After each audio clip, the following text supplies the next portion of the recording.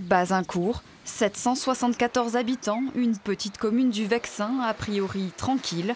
Et pourtant, le maire, élu en 2020, a été pris pour cible à 2 reprises. Des attaques violentes, mais en réponse, un soutien immédiat de la part de ses administrés. Je leur dois quelque chose, donc je ne vais pas jeter l'éponge comme ça. On a encore beaucoup de projets à mener, que ce soit le patrimoine, la culture, on a énormément de projets. Et on essaie de revitaliser notre village, donc c'est pas un ou deux énervés qui vont me faire jeter l'éponge. Quand on voit le travail que ça représente, nous, notre maire, il est investi à 100% dans la commune. Même si un employé communal ne veut pas travailler, il prend la binette, la pioche, la tondeuse.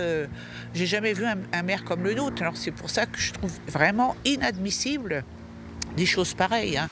En février 2021, il est frappé par 3 jeunes hommes alors qu'ils tentent de stopper un rodéo urbain. En juin 2022, il est percuté de plein fouet par un 4x4 alors qu'il intervient pour défendre son voisin. Moi, mon agresseur, ce jour-là, j'étais la 5e et dernière victime qu'il a faite, avec arme. Pourtant, il n'a été condamné qu'à 7 mois de prison ferme aménagée sous bracelet.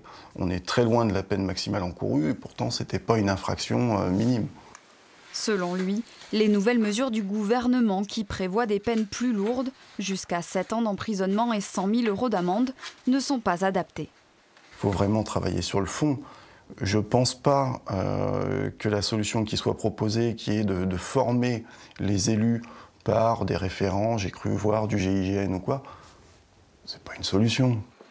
Selon les données du ministère de l'Intérieur, l'an dernier, plus de 2000 élus ont été agressés. Des chiffres qui n'entament pas pour autant la vocation d'Hervé Glesgo.